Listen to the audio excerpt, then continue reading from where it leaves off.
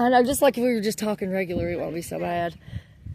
You know? Just ask me a question like, when did you come here? Or what's it, you know, have you, what was your, don't ask When me did the reason. river start to rise? Like, how fast did it come you up? Want to deal with this Yeah, get Bostow on there. Well, they said it was going to reach like 36 or something, and we were, we got prepared for the 36. And then they said it'd be like maybe 39, and we thought, okay, well, we'll deal with 39, and then it's about time to go to bed. And then that's when they had to start opening the floodgates because the dam would break. And so during the night, it was rising at a super rapid rate. And when I woke up, I went to bed at 7 o'clock, and we moved cars to me. They were moving cars from here to me because I'm high ground, thinking that maybe it would get that high, so they would have to be at mine. Well, when I woke up in the morning, my sister's car was already almost underwater at my house. Everything I had was about underwater, the skid steer, my trucks, everything, my motorcycle, everything. When I stepped out, I was in ankle-high water, or actually almost knee-deep water out in the road. So I started hauling cars from 4 o'clock in the morning. I'd haul a car and walk back, haul a car and walk back, haul a car and walk. Then eventually I got my boat, because it was on a trailer, and it would take 3 feet to make it float. So I moved the boat, down that way, and there was some dry asphalt halfway down there. And I was so tired, I thought, I'm going to go up to the new gas station and get me a cup of coffee. There was not a soul around, right? I get to the gas station and take a first sip of coffee, and I get a phone call, and somebody says, hey, have you got a piece of equipment down? Because I was moving it with my skid steer, because it's got a pendle hitch, and I had a ball on the bucket, so I could just, pick it up like that. And I was backing it up down the road, so, it's like, okay, he says, I need you to move it because we got to do a rescue. That's when Judy and my sister called, because they needed to be water rescued. Oh, my God. So I hadn't been gone here 30 minutes, but when I got back, there was 4 record trucks from Doug Smith, big record trucks, 4 or 5 fire department trucks, a policeman and a sheriff, with all of their lights going, glowing. Before I even came over the hill, the whole place down here was glowing. Oh, my God. And I get down here, it's like, oh my gosh, I gotta move the boat. Well, Doug Smith, he's a hothead. He's like, okay, Paul, I need you to move. It's like, wait a minute, I came to move the boat. I mean, I've got a truck over there, I've moved a bunch of other, but they're telling me I've got to move all that other shit that I just got through moving. Why? Because they want to park their freaking trucks all in the middle of the road like they're pull up, whoop, I'm the fire chief. Whoop, I'm the deputy fire chief. Before I cut this out. Whoop, I'm a policeman. Whoop, I'm a sheriff. Get the shit out of the way because we're going to do a rescue. We're going to put a bunch of shit on our head. We're going to put so much shit on our body that if we fall in the water, we're going to sink to the freaking bottom. So Doug, he starts getting after me. I said, hey, Doug, let's take this thing one at a time. You got to do a rescue, right? Yeah. How about I move the boat so you can do the rescue? Wouldn't you put that first? I go, okay, yeah. So he helps me. I move, and my boat is 100% over on Will's side, in the shoulder, no touching, no asphalt. Right?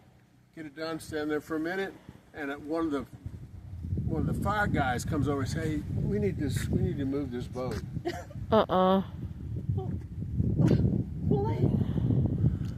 Doug Smith has 4 record trucks parked in Will's gravel driveway, like lined up. You can't go that way. I ain't gonna come back this way. That means he's telling me I gotta go up to the hill. He said Doug Smith will haul it up to his wrecker, to his junkyard for free. I said, this is my freaking home. I'm staying in here till I can live in my house. I'm sorry, you got to move it. I said, well, I'm not going to. So he said, well, I'll go tell the fire chief.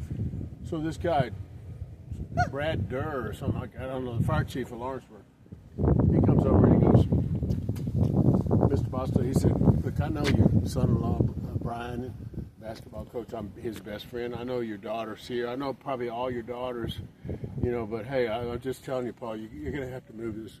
Now, mind you, there's no space on the asphalt down there because they got 15 freaking cars that are so close to them so that because it's cold, their engines are running and they can sit in there and stay warm. A little peck of woods. They don't want to walk 10 feet. All right, but anyway, this guy, this chief, this Durr guy, this Brad Durr, whatever his name is, he actually said this to me. I'm telling you, these are his exact words. He said, he looked at me, kind of leaned over, and he said, "We wouldn't even have to be down here if you people didn't decide to live so close to the river." You son of a bitch. Oh my God. He did? He said that to me. I would have fucking. He said that to me. He's a first responder, and he said to a person that just lost their freaking house that I wouldn't have to be down here if you people didn't live so close to the river. I wanted to say, well, you would have to be down here if you didn't agree to take the freaking job to come help us. Right. I mean, come on, you fucking, excuse me. How can you just be a prick like that during such a bad time? That goes back That's to like, kick them when they're down, right? Like, okay, so an EMS worker goes to, because grandma's having a heart attack, but she was babysitting the grandchildren. And the grandchildren are all afraid because an ambulance shows up and the little girl is crying, grandma, whatever, and is she gonna make it, whatever? And the EMS guy's going, "Get that little kid out of here, it's bothering me." That's the same kind of shit. It's ridiculous. So anyway, he said, "Well, I'll give you two options. You can either move the boat or I'll move the boat." I said, "Well, I can tell you for sure one of them ain't gonna happen, and that is you ain't gonna touch the boat." Right. He has no right to touch the boat. And I said, the other thing is, I'm not ever going to do what you tell me to do, but you're going to do what I tell you to do in just a moment, and this is what it is. You're going to tell Doug Smith to move every one of those freaking record trucks out of the way so I can go up my friend's driveway and get my boat away from you son of a bitches. He didn't say a word. He moved the trucks, but that wasn't good enough for him because he even told me when we were talking. Because I said, I'm not on the asphalt. He said, I'm in legal. He said, yeah, but you're on state property. So in other words, he has the right to make me move. He said, I can have you arrested. Oh my God. He said, I can have you arrested. So after he moves the record trucks. 30 minutes later, a different sheriff comes down. I wasn't thinking about it. I mean, I figured, shoot, who knows? There might be 50 of them down there, a bunch of idiots. They just. Anyway, another one shows up, and I'm talking to my son who had walked over there, and a sheriff comes up. He says,